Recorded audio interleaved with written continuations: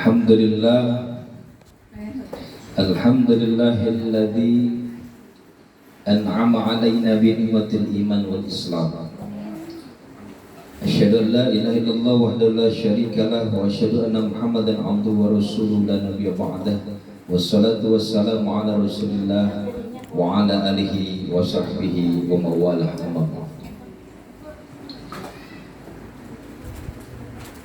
Bapak dan Ibu hadirin dan hadirat yang dimuliakan oleh Allah Subhanahu wa taala. Duyufur Rahman, insyaallah ini adalah tamu-tamu Allah Subhanahu wa taala yang saya hormati, yang saya cintai, yang saya banggakan dan sama-sama kita muliakan ibunda kita, Ibunda Hajah Umi Datu Dr. Anda Hajah Datu Mulyana. Insyaallah beliau senantiasa dalam bahan rahmat Allah Subhanahu wa taala. Amin.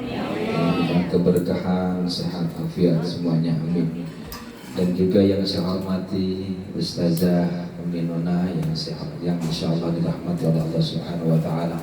Dan juga yang saya cintai, yang saya hormati, yang saya banggakan Kakanda Bangda ya, Ustaz Haji Fajar Siddiqi. InsyaAllah senantiasa dalam iman rahmat Allah Subhanahu wa ta'ala, berkah semuanya, sehat selamat beserta istri dan anak-anaknya semuanya, amin.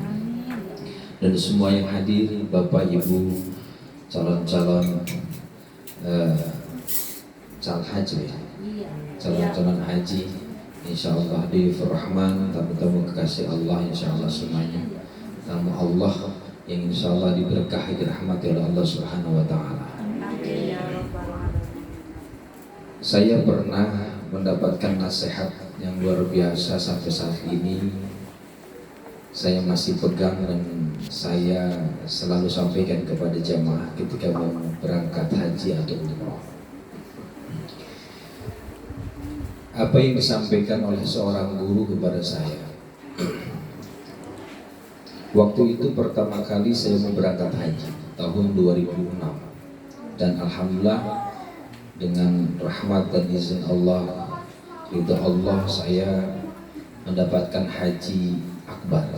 Karena tahun 2006 itu haji akbar yang alhamdulillah. Sebelum berangkat pesannya begini, kita ini adalah tamu, makanya disebut rahmat, tamu-tamu Allah. Artinya tamu yang datang ke sana itu adalah undangan Allah. Kalau diundang dengan cara dan bagaimanapun pasti datang, kan begitu Bu. Tetapi Ibu harus sabar juga. Mungkin undangan yang diundang ke kita ini ada antrian, sehingga saat ini ibu-ibu jamaah sekalian ada berbagai macam persoalan kehidupan kita, khusus di bangsa dan negara kita dan umumnya adalah dunia. Dengan adanya sebuah musibah, dengan adanya sebuah yang namanya virus yang saat ini menjadi pandemi, akhirnya berpengaruh kepada berbagai sektor, bahkan kepada sektor ibadah. Ke masjid pun sempat ditutup masjid kita, betul? Ya kan, ibadah dibatasi segala macam, bahkan sampai menunaikan ibadah umroh, termasuk ibadah haji pun tertunda. Karena inilah bahagian daripada rahmat Allah Subhanahu wa ta'ala. Bukan merupakan sebuah azab, tidak ada. Allah itu sangat-sangat mengedepankan rahmatnya daripada azabnya. Ya, kalau Allah mengedepankan azabnya habis kita. Allah itu mengedepankan rahmatnya, rahimnya, kasih sayangnya. Maka ketika kita belum berangkat, itu adalah rahmannya, adalah rahimnya, kasih sayangnya. Yang kemudian apa? Untuk mempersiapkan diri dari sebuah undangan beliau, dari sebuah undangan Allah Subhanahu wa ta'ala, undangannya kekasih Allah Rasulullah, kita untuk mempersiapkan diri agar kita lebih siap ketika kita nanti berjumpa dengan Allah dan Rasulnya di sana. Betul Bu? Sehingga jangan merasa kemudian berkecil hati, jangan merasa kemudian kenapa tidak berangkat. Jangan, ini adalah bahagian ketentuan daripada Allah Subhanahu wa ta'ala. Bahkan Pak, jangankan kita, sehelai daun yang gugur, yang jatuh dari pohon itu, wa ma tasqutu min waraqatin illa ya'lamuha. Dan tidaklah sehelai daun yang jatuh dari pohon itu, ya, kecuali illa ya'lamha, kecuali sepengetahuan Allah, dengan apa, kehendak Allah, dengan takdirnya, dengan qadarnya, kudrat iradatnya. Maka ketika kita saat ini belum berangkat haji, tertunda bertahun-tahun, bahkan mohon maaf yang sudah daftar aja nunggunya sekian puluh tahun, ini qadarnya. Tetapi qadar artinya takdir, artinya apa namanya, ketentuan Allah itu ada yang bisa dirubah dan ada yang tidak bisa dirubah. Ya, maka dalam firman Allah Subhanahu wa taala yang lain, innallaha la yughayyiru ma biqaumin hatta yughayyiru ma bi anfusihim. Sesungguhnya Allah tidak akan merubah suatu kaum kecuali dia mampu merubahnya dengan dirinya. Lihat, ketika bicara yang lebih luas, tapi Allah memberikan pelajaran, bukan yang sebanyak itu yang berubah, tapi dari masing-masing diri kita ini yang berubah. Maka hari ini kita bisa merubah takdir baik dan buruk itu sesungguhnya dari kita semuanya. Kenapa? Karena apa yang Allah sampaikan, apa yang diberikan kepada kita, sesuatu kebaikan itu pastinya dari Allah, dan keburukan pasti dari kita semua. Ingat, hari ini yang buruk yang hadir di tengah-tengah kehidupan kita, hari ini yang menimpa kepada kita itu bukan daripada Allah Subhanahu wa taala yang menurunkan, karena Allah hanya menurunkan kebaikan kepada kita. Maka kemudian Allah sampaikan, ya, wa ma asaba min hasanatin faminallah wa ma asaba min musibatin fabinafsi. Lihat, ketika yang menimpa kepada dirimu adalah sebuah kebaikan itu dari Allah Subhanahu wa taala. Tetapi ketika yang menimpa sesuatu yang tidak mengenakan, sesuatu yang menyedihkan, sesuatu yang menyakitkan, sesungguhnya itu karena diri kita sendiri. Subhanallah. Jadi hari ini persoalan itu hadir karena ternyata dari kita masing-masing. Maka untuk merubah itu, bagaimana Allah mengingatkan kepada kita, dari kita semuanya adalah berubah dari diri kita semuanya. Dengan apa? Kalau kita banyak kesalahan-kesalahan, dengan memperbanyak kebaikan. Al-hasanatu yudhibnas sayyi'at. Kebaikan itu akan menghapuskan dosa-dosa, keburukan yang telah lalu. Maka perbanyak zikir, perbanyak istighfar. Apalagi ibu-ibu jamaah sekalian yang hadir, Duyufur Rahman, calon-calon tamu Allah, perbanyak memohon ampun kepada Allah Subhanahu wa taala. Bu, ya, apa yang mau disampaikan nasihat tadi itu? Kita ini adalah tamu undangan. Kita ini adalah diundang oleh yang maha memiliki alam ini. Karena orang yang berangkat ibadah haji, umrah itu bukan orang sembarangan. Betul nggak? Artinya betul-betul diundang oleh Allah. Ketika bapak ibu sudah daftar, belum tentu juga bisa berangkat, betul? Tetapi ibu sudah daftar, ya, sudah berusaha mengumpulkan uang segala macam, berangkat, itu bagian dari upaya ikhtiar yang maksimal, dan Allah berikan hasilnya. Apalagi yang belum daftar, yang udah daftar aja belum berangkat, nggak bisa berangkat, apalagi yang belum daftar. Alhamdulillah yang sudah daftar itu walaupun belum berangkat, mohon maaf, menunggu bertahun-tahun. Ada orang yang sampai keberangkatan nggak bisa karena meninggal. Banyak ya, di sini ada ya jamaah. Nah, bagaimana ini? Apakah dia ini kan karena dia udah apa namanya, secara materi sudah cukup mau berangkat, tapi kondisi keadaan, berarti beliau almarhum telah dinilai oleh Allah menjadi haji. Amin. Insya Allah. Orang sudah daftar, udah niat haji, usahanya sudah ikhtiar maksimal, tapi belum sampai ke haji, Allah sudah nilai hajinya, dan itu Allah terima hajinya, haji mabrur. Amin. Ya. Kalau yang berangkat ke sana, yang kita sama-sama berangkat, belum tentu haji mabrur, tapi insya Allah dengan niat ikhlas mengharap ridha Allah, semuanya haji dan umrah mabrur. Amin. Nasihatnya ini begini. Tadi kita tamu, kita adalah tamu, betul? Iya, betul. Kalau ke sana berarti dapat hidangan nggak kira-kira? Kalau yang namanya tamu pasti dapat hidangan. Misalkan, ini kita di sini diundang sama Umi ya? Iya. Diundang mau ngapain? Rutin. Diundang mau ngapain? Mana sih? Kira-kira diundang di sini ada hidangan nggak, Bu? Banyak. Ini ini baru Umi loh. Umi ini. Umi. Hidangannya lebih ini yang ngundang yang maha memiliki alam ini. Betul. Yang mengundang ini Allah Subhanahu wa taala. Yang memiliki seluruh hidangan-hidangan, Maidah. Maka ada surat Al-Maidah. Artinya apa Al-Maidah? Al-Maidah itu hidangan ini ya. Artinya kan ada surat Al-Maidah ini Allah yang memiliki seluruh kekayaan, seluruh alam, seluruh hidangan di alam ini. Maka ketika nanti kita hadir, ketika kita sampai di tempatnya, di Baitullah, di rumahnya, di tanah suci yang Allah sucikan, Baitullah, Makkatul Mukarramah dan Madinatul Munawwarah, artinya ibu harus siap dengan hidangan terbaik daripada Allah Subhanahu wa taala. Amin. Bu, hidangan itu terbaik menurut yang menghidangkan, tetapi dirasa belum tentu terbaik menurut kita. Contoh, kalau saat ini Umi yang undang, ya makanannya sama, kita sama-sama orang Indonesia. Iya, so asam enak. Coba ibu diundang sama orang Jepang, ada sushi similikiti. Ada makanan apa tuh? Makanan apa? Sashimi apa sashimi? Nah. Hah? Oh sushimi, nah, gitulah Mi. Ya kan? Ikan mentah bu dihidangin, bener nggak? Coba orang kampung dikasih gitu, kira-kira kata orang ini nggak enak saya nih. Emang saya kucing, belum dimasak udah dihidangin. Orang Jepang itu hidangan terbaik ibu. Itu hidangan istimewa. Apa kemudian lidah kita sama? Belum tentu. Betul nggak? Bahkan bumbunya saya pernah makan sashimi apa tadi ini? Sashimi. Apalah gitu. Pas dicuelin ke apa yang bukan itu bumbu apa sambal hijaunya. Itu rasanya palal coba nama. Pahang.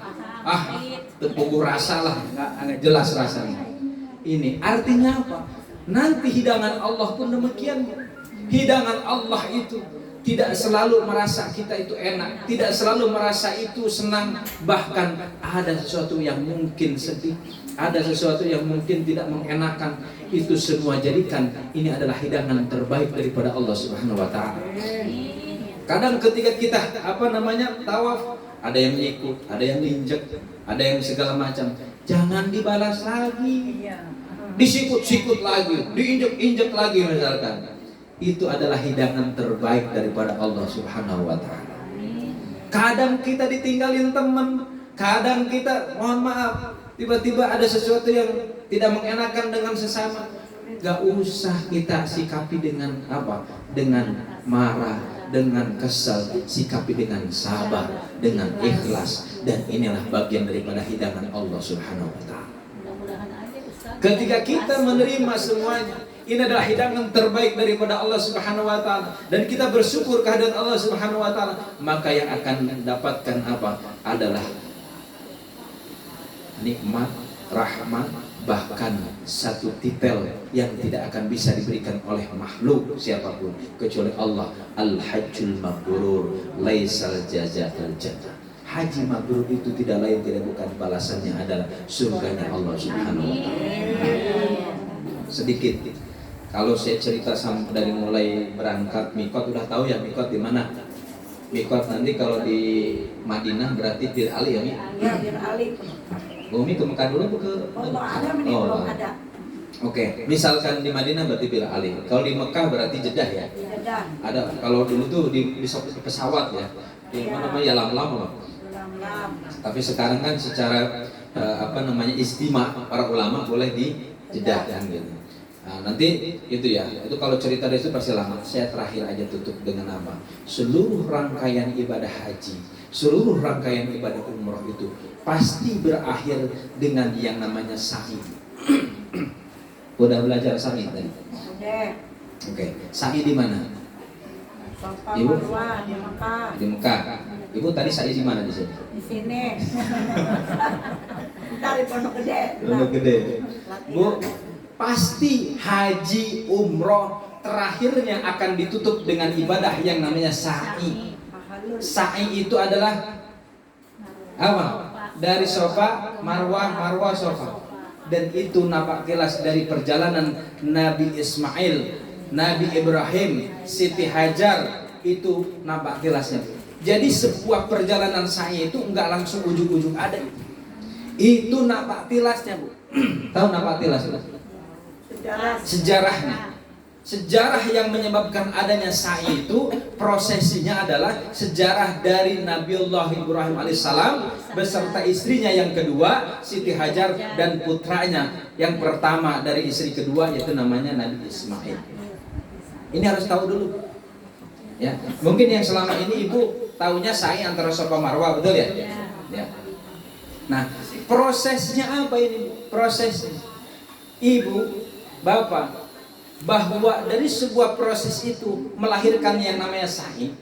Saat itu Nabi Ibrahim alaihissalam mengasingkan istrinya. Nah, mengasingkan istrinya. Ya. Dari proses apa Bu diasingkan? Kenapa? Mau tahu nggak? Mau tahu nggak Pak? Pak, kenapa Nabi Ibrahim mengasingkan istrinya? Kenapa? Ada yang tahu nggak? Karena istri yang pertama cemburu. Jadi kecemburuan istri pertama kedua itu memang dari dulu ada. Nabi pun begitu. Jadi jangan heran kalau ada suami yang punya istri dua cemburu, jangan heran. Tapi di sini nggak ada ya. Bukan cemburu lagi. Ya. Bukan cemburu lagi Pak. Sekarang bisa hilang itu, dipotong pas tidur. Betul Pak. Sekarang itu masya Allah ibu-ibu nekat. Ya. Nah, singkat cerita. Jadi proses itu kemudian dilakukan atas dasar apa? Bukan kemauannya Nabi Ibrahim, tapi atas perintah Allah Subhanahu wa taala agar semuanya bisa berjalan dengan baik dalam usaha dakwahnya kalau bahasa sekarang. Saat itu Nabi Ibrahim memiliki istri yang pertama Siti Sarah. Udah 40 tahun ini ya. Iya, tidak punya anak, udah usia lanjut. Umurnya 80. 80 ya, Mi ya? Iya. Itu belum punya anak. Merasa sedih gitu kan. Akhirnya dibolehkanlah nikah. Itu pun yang mencari istrinya siapa? Siti Sarah. Maka jangan heran saat ini Bu, istri pertama nganterin, nyuruh. Pas udah nikah, waduh itu kebakaran jenggot. Benar, kenyataan kan begitu saja. Jadi nggak usah percaya sama wanita. Maksudnya percaya dalam artian nikahin nggak usah. Kenapa? Mampu nggak takut, kasihan Bu. Daripada rusak semua lebih baik satu aja ya. Iya. Oh senang banget Bu. Insyaallah satu aja, satu di sini, satu di sana. Satu di sini aja. Insyaallah. Nah, prosesi itu Bu, Pak, dijalankan atas dasar perintah Allah, diasingkan. Kalau bahasa sekarang diasingkan atau di mana ya? Diungsikan. Di mana? Di tempat yang di mana di situ tidak ada satupun rumah, tidak ada satupun pohon, yang ada sepanjang mata memandang adalah hamparan pasir, gurun pasir, yaitu yang disebut dengan sekarang kota Makkah. Yaitu kota Mekah sekarang. Bu. Dulu ini Mekah ya, kota Mekah itu sejarahnya adanya kehidupan itu dari sini sebenarnya. Dari Siti Hajar yang diasingkan oleh Nabi Ibrahim bersama anaknya siapa? Nabi Ismail. Di sana diasingkan, ditempatkan di tempat ada hanya dalam sebuah riwayat itu bekas pelapah kurma gitu ya. Di situ kayak gubuk, bukan gubuk juga, ada tempat lah istilahnya gitu. Itu dari kurma, ya, pohon kurma ditempatkan di sini dan tidak bawa bekal apapun kecuali bekal yang dibawa ya seadanya. Kayak sekarang ibu mau berangkat haji, ngumpulin uangnya banyak. Dari sana belanjanya banyak. Pulang betul kan? Di sini juga belanja di Tenabang buat bagi-bagi. Ya kan? Orang belum selesai hajinya, keluarganya udah belanja di Tenabang. Buat apa? Bagi-bagi. Nah dulu enggak. Ini Nabi Ibrahim alaihissalam kemudian meninggalkan istrinya Siti Hajar. Saat itu Siti Hajar kaget. Kenapa? Ditinggalkan, disimpan terus ada ditempatkan di tempat nggak ada pohonan, nggak ada rumah, nggak ada tetangga, boro-boro, mohon maaf rumah makan, warteg aja nggak ada, tukang nasi nggak ada di sana, tukang jualan kopi aja nggak ada. Itu sepanjang mata mandang adalah apa? Padang pasir. Akhirnya Bu, singkat cerita, ketika meninggalkan Siti Hajar, maka kemudian Nabi Ibrahim meninggalkan Siti Hajar bertanya begini, wahai suamiku, kalau bahasa, tegakah engkau meninggalkan aku di tempat seperti ini? Itu setelah ditempatkan, Nabi Ibrahim terus meninggalkan dengan membelakangi dan tidak menoleh sedikit. Maka kemudian ditanya terakhir, wahai suamiku, apakah ini adalah perintah dari Allah Subhanahu wa taala? Sadaqah, benar. Kalau memang ini perintah Allah, maka diterima dengan penuh keikhlasan dan kesabaran. Maka ada sebuah prosesi perjalanan, ya ini kita nih nanti biasanya yang mau berangkat haji itu di rumah itu biasanya ada prosesi bukan ketika mau berangkat itu namanya prosesi safar atau apa ya, keluar dari rumah kan nggak boleh nengok lagi ya, betul nggak Bu? Ada sebuah kalau bahasa sekarang ini bukan BSD Bu, ini adat seperti itu, amali itu dari situ sejarahnya. Saat itu ketika Nabi Ibrahim alaihissalam meninggalkan istrinya, itu tidak menoleh sedikit pun, tidak menoleh anaknya, istri nggak apa. Sama ketika orang yang menunaikan ibadah haji, ketika keluar dari rumah nggak boleh menoleh ke belakang. Artinya apa Bu? Artinya apa? Betul? Hah? Bukan sekedar itu, betul contoh, tapi lu mau tahu maknanya? Artinya ibu gak usah menoleh kiri kanan ke belakang. Biarlah anak istri, biarlah suami kalau ditinggalkan, biarlah itu rumah, kekayaan, itu adalah milik Allah Subhanahu wa taala. Kamu sekarang ada menuju kepada Allah, jangan kemudian kamu kena orang Sunda kegedan keanginan. Kamu harus tetap istiqomah, lurus, gak usah noleh kemana-mana, lurus. Tujuan kamu adalah Allah Subhanahu wa taala. Maka nanti kamu akan bertemu dengan Allah. Semua yang kamu tinggalkan itu biarlah Allah yang mengaturnya, biarlah Allah yang kemudian mengurusinya, dan kamu akan mendapatkan, kalaulah mendapatkan rahmat dan ridhonya Allah Subhanahu wa taala, semuanya selesai. Nah, seringkalinya kita menoleh ke kiri kanan karena khawatir. Maka nanti ibu ketika keluar dari rumah mau berangkat haji, ya udah nggak usah lihat anak kiri kanan, anak atau apa. Kalau sama suami berarti anak, siapa lagi, saudara, kekayaan, nggak usah, udah jalan aja. Supaya apa? Tidak tergoda dengan kiri kanan kita. Karena setan itu akan selalu menggoda. Akhirnya apa? Muncullah dalam hati kita, nih saya berangkat haji nih. Oh, nanti ada sebuah keinginan dihormati. Ada sebuah keinginan dipanggil ibu haji. Ada sebuah keinginan dipanggil bapak haji dan segala. Ini adalah simbol-simbol keduniaan yang harusnya ditinggalkan, nggak perlu itu. Maka kemudian tadi saya cerita, ya, Siti Hajar itu ada ditempatkan di situ, kehabisan bekalnya, kemudian kehabisan air, jangankan air yang dibawa, air asinya kering. Maka kehabisan anaknya Siti Hajar. Anaknya siapa? Siti Hajar namanya Nabi Ismail, nangis kejer Pak. Nangis kejer. Seorang ibu mencari air karena tumbuh dari rasa nama rahim. Rahim tahu? Siapa yang punya rahim di sini? Siapa? Ibu. Ada nggak bapak yang punya rahim? Nggak ada. Sifat Allah yang dititipkan dalam jiwa seorang manusia ada dalam tubuh ibu. Maka ibu itu al-jannatu tahta aqdamil ummahat. Surga berada di telapak kaki ibu. Karena rahimnya, kasih sayangnya seorang ibu kepada anak, bagaimana mencari air. Maka seorang ibu itu akan mampu melakukan seluruh yang dilakukan oleh suaminya.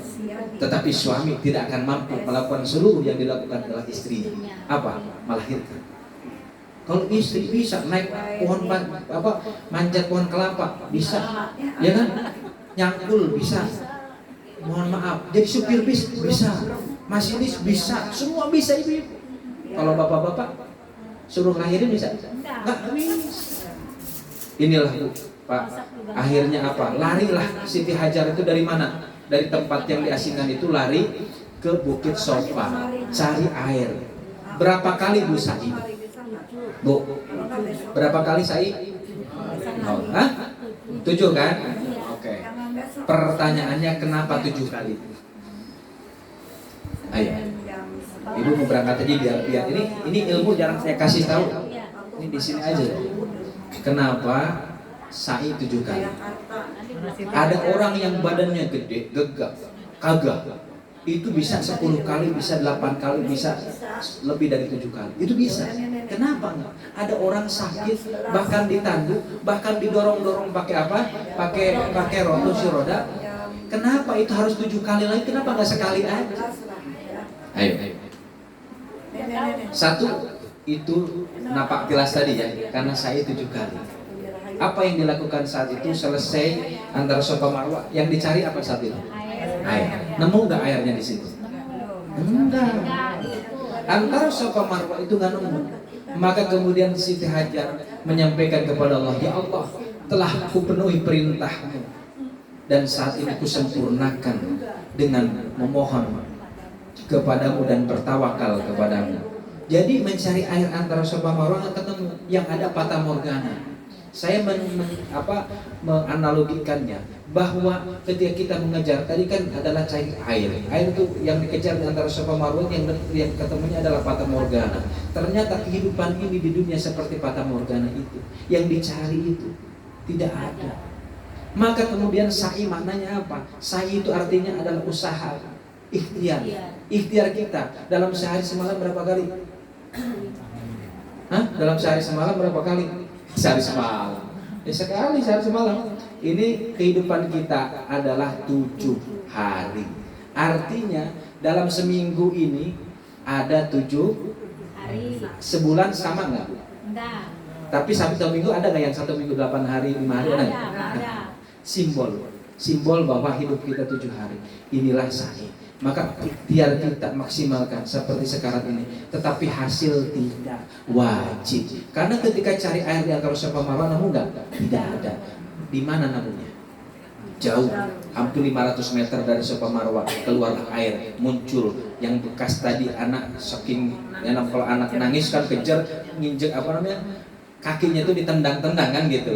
Nah, dari bekas tendangan tumitnya itu keluarlah air memancar. Kemudian air yang begitu besar, begitu banyak, dipanggillah zam. Ada yang mengatakan zamilun, kumpul, airnya lalu kumpul, maka disebut dengan air zam. Artinya apa, Bu? Pak, kita menyempurnakan 7 hari ini ikhtiar. Jangan kemudian kita berpikir wajib hasilnya. Ya, tetapi pasrahkan diri kepada Allah sebagaimana Siti Hajar tadi memasrahkan. Bertakwa kepada Allah sebagaimana tadi Siti Hajar bertakwa walaupun ditinggalkan suaminya, tidak hadir di situ membesarkan anaknya, tidak ada kiri kanan tetangga dan semuanya, tetapi Allah berikan rezeki. Maka kemudian Allah sampaikan sebagai janjinya, wa may yattaqillaha yaj'al lahu makhraja wa yarzuqhu min haitsu la yahtasib. Barang siapa yang bertakwa kepada Allah, maka kemudian Allah akan berikan jalan-jalan kemudahan keluarnya dari sebuah persoalan-persoalan kehidupannya, dan Allah akan berikan rezeki yang tidak disangka-sangka. Inilah kenapa, karena takwa. Wa may tawakkal 'alallah fa huwa hasbuh. Kemudian Siti Hajar bertawakal sepenuhnya kepada Allah, maka Allah akan cukupkan kehidupannya. Maka ketika kita dalam kehidupan ini saat ini bertawakal, bertakwa kepada Allah, Allah akan cukupkan semua kebutuhan-kebutuhan kita. Amin. Amin. Bapak dan Ibu yang dirahmati Allah Subhanahu wa taala, yang pada akhirnya kita akan berangkat menunaikan ibadah haji. Amin. Maka sa'i sebagai penutup dari ibadah haji dan umrah itu adalah menunjukkan kepada kita bahwa setelah ibadah haji dan umrah, ibu tidak usah khawatir lagi dalam kehidupan kita, bahwa usaha itu harus, bahwa usaha itu wajib. Tapi ingat, yang memberikan hasilnya hanya Allah Subhanahu wa taala. Dan ketika ibu takwa, ketika ibu tawakal dari sebuah proses ibadah haji sebagai ibadah dan rukun Islam yang kelima sebagai penyempurna agama kita, maka sempurnanya kehidupan kita. Bukankah Allah telah menyempurnakan agama kita? Al-yauma akmaltu lakum dinakum wa atmamtu alaikum ni'mati wa raditu lakum Islam madinah. Pada hari ini aku sempurnakan kalian. Telah kusempurnakan. Apa yang disempurnakan Allah? Agama. Al-yawma akmaltu lakum dinan wa atmamtu alaikum ni'mati, dan aku sempurnakan dan aku cukupkan kepadamu nikmat-nikmatku, kata Allah. Wa raditu lakum Islam madinah, dan agama Islam yang Allah ridhoi. Alhamdulillah, kita semuanya menjalankan ibadah sebagai agama kita, agama Islam. Amin ya rabbal alamin. Pesannya adalah, Bu, terakhir setelah tahallul setelah saya tahalul dipotong rambut. Kenapa rambutnya dipotong? Pertanyaannya, boleh nggak motong sendiri? Enggak. Nggak boleh, harus orang Lain. Pertanyaannya Bu, rambut ini singkat saja. Rambut ini adalah simbol yang namanya mahkota, kehormatan. Ibu, rambut ibu jangankan dipotong, dijenggut sama orang lain, marah nggak? Marah, apalagi ini dipotong, betul? Betul nggak Pak? Artinya apa? Allah ingin mengingatkan kepada kita setelah ibadah haji itu. Ini simbol kehormatan kita, kata Allah, putuskan yang namanya kesombongan, yang namanya keangkuhan, yang merasa ingin dihormati, ingin dihargai segala macam, bahwa kamu itu semuanya adalah titipan Allah. Kamu kapanpun bisa dipotong, dan hari ini kemuliaan, simbol mahkota kamu harus potong, dan yang motongnya orang lain. Apa intinya? Bahwa setelah haji itu adalah kita benar-benar penuh dengan tawadu, penuh dengan keikhlasan, penuh dengan kehusuan, penuh dengan berbaik sangka kepada Allah Subhanahu wa taala dan juga kepada makhluknya. Bapak Ibu yang dirahmati Allah Subhanahu wa taala, jadikan hidangan terbaik tadi yang Allah hidangkan kepada kita itu untuk semua yang kita terima sebagai tanda rasa syukur kita kepada Allah. Jangan dijadikan sebuah rasa pedih, rasa kesal, rasa marah ini kita ikuti, tetapi jadikan sebuah ladang amal ibadah kita di hadapan Allah dengan sabar, dengan ikhlas, dengan kekhusyuan, dengan penuh pengharapan kehadirat Allah Subhanahu wa taala. Insya Allah haji dan umrah kita menjadi haji yang mabrur, yang kemudian Allah nilai dalam kehidupan kita di dunia sampai di akhirat, dan mendapatkan kebaikan-kebaikan dan menjadi nilai ibadah yang diterima dan manfaat ridha Allah Subhanahu wa taala, yang kelak kita semua dikumpulkan dalam rahmat dalam surga Allah Subhanahu wa taala. Mudah-mudahan ada manfaatnya. Hadanallahu wa iyyakum ajmain. Wassalamualaikum. Oh, doa. Amin. Jadi sebelum tutup kita doa dulu. Bahwa doa kita akan diterima manakala kita bersalawat kepada baginda Rasulullah SAW. Kita sama-sama bersalawat dulu, Pak. Sallallahu ala Muhammad, sallallahu alaihi wasallam, sallallahu ala Muhammad, sallallahu alaihi wasallam. Sama-sama. Sallallahu ala Muhammad, sallallahu alaihi wasallam, sallallahu ala Muhammad. Ya Rabbi salli alaihi, Allahumma salli wa sallim wa barik alaihi. Amin ya Allah ya Rabbal alamin. Ya mujibas sayyi'in istajib du'ana istajib. Ya Rahman ya Rahim, Engkaulah yang maha menatap. Tataplah kami dengan rahmat-Mu, tataplah kami dengan ampunan-Mu, tataplah kami dengan maghfirah rahmat-Mu dan ridha-Mu. Ya Rabb, kami adalah hamba-hamba-Mu yang penuh dengan lumuran dosa, yang penuh dengan salah, yang senantiasa melakukan salah dan dosa. Ya Rabb, kami mohon kepadamu hari ini dengan penuh kehusuan dan keikhlasan dan kesungguhan, pengharapan penuh di hadapan-Mu ya Rabb. Mohon rahmat, mohon ampunan. Ya Rabb, betapa banyak dosa-dosa yang kami lakukan, betapa besar dosa-dosa kami yang kami lakukan, dosa yang kami lakukan secara sengaja atau tidak, secara